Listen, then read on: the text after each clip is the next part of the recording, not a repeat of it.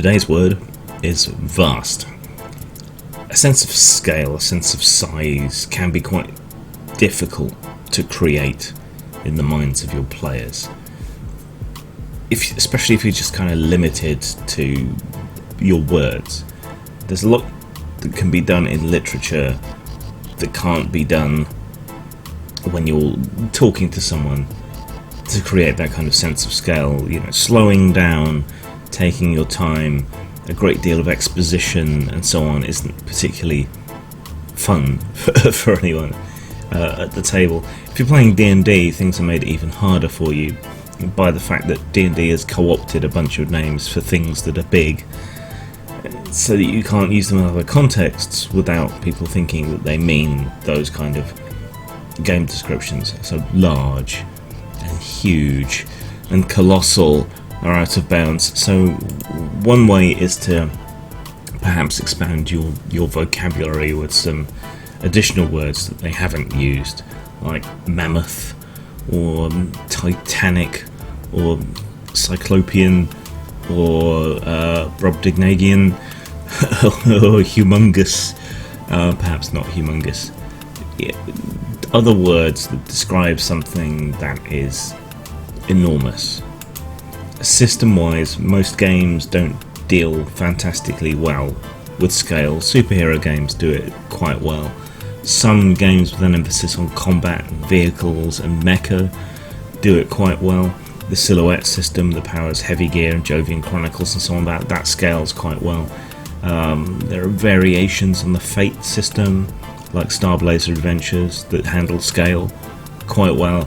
So there are options out there, but if you're using something like D&D, it doesn't handle size particularly well. One thing you could do is, if they're facing a truly enormous enemy, divide it up into sections and treat each section like its own independent monster in a way.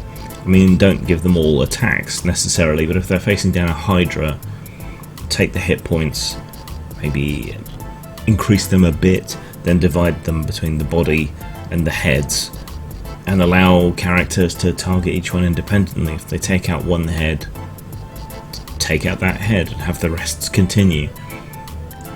Big things like stone golems and so on, if you give different limbs their own hit points and allow those to be destroyed, that can create a sense of scale. I mean, think about Star Wars, right? The good ones.